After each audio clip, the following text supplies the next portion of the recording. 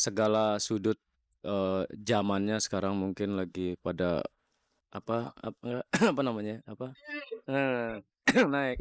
Jadi semua mungkin ada yang buat, award ini, yang ini nggak setuju, apa kurang puas, ya wajar aja. Makanya kita kemarin, asik ngobrol sama Dani Ahmad, Dani ngajakin, kita buat award Gigi sama Dewa aja yuk, yang menang Dewa sama Gigi aja."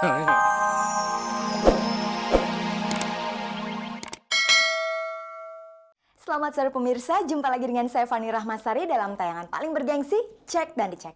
Inilah tayangan infotainment yang akan membuka cakrawala Anda tentang kehidupan selebriti. Seperti biasa, selama kurang lebih 30 menit ke depan, saya akan menemani Anda untuk menyimak berbagai informasi aktual dan akurat dari dunia selebriti. Nah pemirsa, sekarang kita simak dulu kilasan tayangan sore ini. Pemirsa, menjelang penyelenggaraannya 5 Oktober mendatang, AMI Sharp Award malah digoyang isu. Kabarnya banyak artis yang akan memboikot ajang penghargaan bagi insan musik Indonesia itu karena dianggap penilaiannya tidak akurat. Ada juga yang mencurigai penyelenggaraan Anugerah Musik Indonesia hanya menjadi ajang bisnis bagi para penyelenggaranya saja.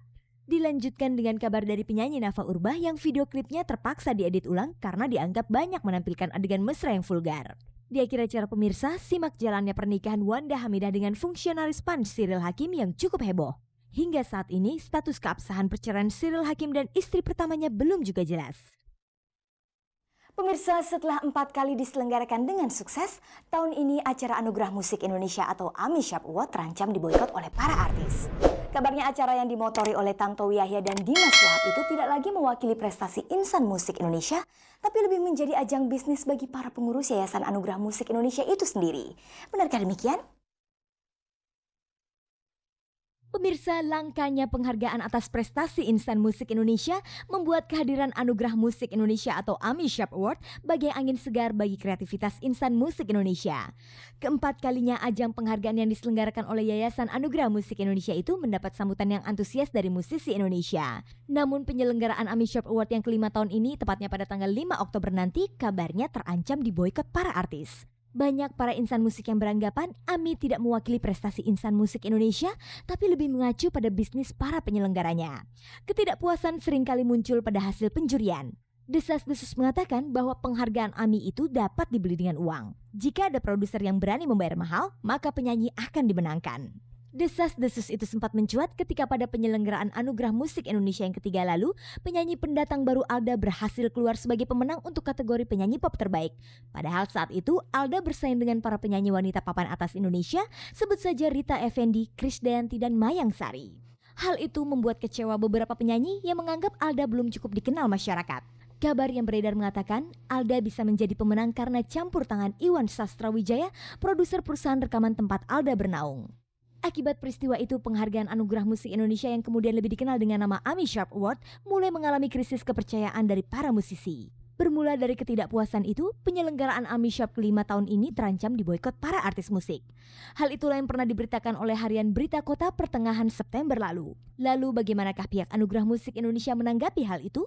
Berikut kita simak keterangan Dimas Wahab, Ketua Yayasan Anugerah Musik Indonesia. Nggak mungkin. Karena tadi saya bilang tadi, AMI ini didirikannya oleh Asiri, oleh Papri, dan oleh KCI. 3 organisasi yang ada di dalam dunia musik ini, pelaku gitu. Ya orang-orang itu juga. Jadi kalau saya ikut mendirikan terus saya boikot kan lucu. Dan bagaimana pula Dimas Wahab menanggapi tentang adanya dugaan sogok menyogok dalam penghargaan Anugerah Musik Indonesia? Musik tuh nggak bisa bohong. Begitu dia digemari, pasti 657 orang ini juga kan gemar lagu itu. Yang sulit itu justru begini, dari 657 orang ini misalnya, kebetulan segmen umurnya misalnya rata-rata di bawah 30 tahun gitu ya. Pasti begitu dia milih misalnya antara, kita sebut aja lah, antara Hetty Koes Endang dengan Krisdayanti gitu ya, kan bingung udah ya. Pasti yang muda Krisdayanti kali gitu ya. Tapi kan belum tentu Krisdayanti lebih baik misalnya dari Hetty Koes Endang. Ini misalnya. Berkaitan dengan masalah sogok menyogok di dalam penghargaan bisnis ini, memang sempat santer terdengar kalau sebagian besar artis dan musisi yang berhasil memperoleh penghargaan AMI adalah artis dari kubu Musika Studio dan Billboard. Itu katanya karena kedua perusahaan rekaman ini termasuk yang paling besar memberikan sokongan bagi penyelenggaraan AMI Award. Tentang adanya unsur permainan uang dalam penghargaan Anugerah Musik Indonesia, produser Logis Record Log Zelebur mengakui hal itu. Dulu mungkin ya, kalau sekarang harusnya enggak ya. Karena kalau dulu kita maklumi lah, karena ya tidak ada sponsor yang terlibat, nggak ada, sementara acara itu harus diadakan, jadi ya memang butuh partisipasi dari produser-produser lah untuk mendukung ya, dana penyelenggaraan maupun dari Asiri sendiri yang memang ada sumbangan-sumbangan dari produser untuk biaya penyelenggaraan gitu. Jadi ada upaya mengumpulkan itulah kebersamaan dari produser untuk mensupport dengan imbalan-imbalan tertentu yang mungkin ada kepentingan juga di situ gitu loh. Sebagai produser, apakah Log pernah melakukan hal itu untuk mengangkat para artis-artisnya? Ya saya sendiri nggak pernah melakukan itu gitu loh, untuk melakukan pendekatan atau lobby atau mengusulkan artis saya untuk masuk di dalam nominasi itu sendiri. Saya sendiri nggak pernah ngisi untuk pemilihan itu.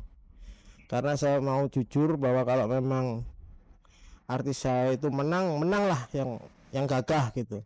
Pemirsa, krisis kepercayaan akan ajang Anugerah Musik Indonesia ini sepertinya sempat membuat grup musik Beken Gigi kecewa. Dulu pernah ada satu award yang diadakan, adalah salah satu itu. Pada waktu itu ada pemilihan band terlaris, kategoris band terlaris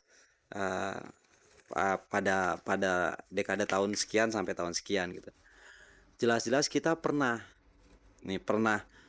di audit dengan dia. Coba sih kamu terlaris dari mana? Saya bisa menunjukkan kontraknya, saya tunjukkan nih kontraknya seperti ini, saya main dalam 1 tahun sekian 60 berapa, ini kayak gini nilai kontraknya, ini kontraknya. Kalau mau di trace silakan ke panitianya, ini alamat panitia, ini nomor teleponnya, udah jelas gitu.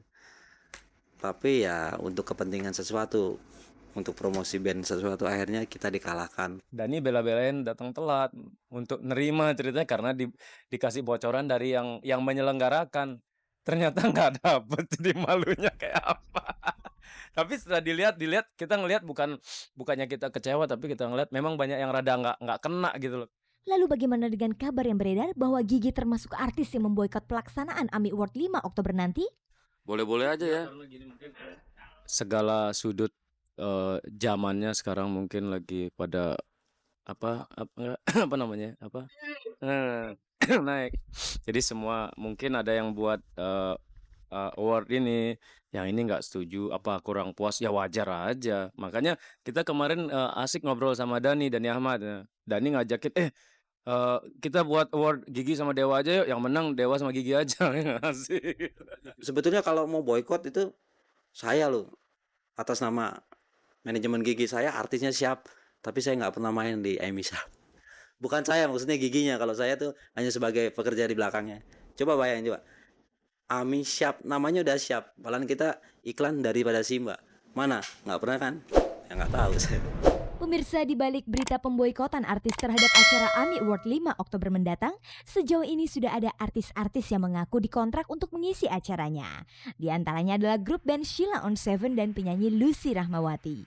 Bagaimanakah komentar mereka tentang pemboikotan itu? Kalau gitu sih, yang show must go on lah. Kecuali kalau panitianya juga karena diboikot terus nggak jadi ya, itu lain hal. Tapi kalau misalnya memang mau ada boikot atau enggak, kalau emang kita udah itu udah kerjaan ya. Kalau emang acaranya jalan terus ya, itu kerjaan kita kerjanya di dunia seperti itu ya, mau nggak mau itu resiko yang mesti kita terima kan. Semua hal itu banyak, ada yang suka, ada yang nggak suka, ada yang pro, ada yang kontra gitu. Cuman aku sih orangnya santai-santai aja, di tengah-tengah aja. Dan bagaimana pula komentar mereka tentang penghargaan AMI Award itu? Pendapatku sih ya, buat apa namanya ya, jadi biar bisa seneng gitu loh kalau kita berkarya ada yang menghargai gitu. Jadi itu semacam kayak apa ya, pemicu ya, semacam kayak ya pemicu buat kita buat bikin karya lebih ya, motivator biar kita bikin lagunya lebih semangat. Jadi kita susah-susah bikin karya seni itu tetap ada yang menghargai gitu lah. Itu merupakan satu penghargaan tersendiri gitu buat kita orang-orang musik yang bisa ada acara itu gitu. Artinya ada satu badan yang emang menghargai hasil karya kita tanpa harus melihat dari nilai penjualannya seberapa gitu. Soalnya kadang-kadang ada hasil karya yang bagus gitu tapi emang kurang komersil gitu. Tapi bukan berarti dia nggak bagus kan, justru karena bagus banget. Terus emang di sisi lain mungkin dia kurang komersil jadinya nggak laku gitu. Padahal sebenarnya karyanya bagus. Nah, yang kayak gitu-gitunya di AMI Sharp Award diperhitungkan gitu.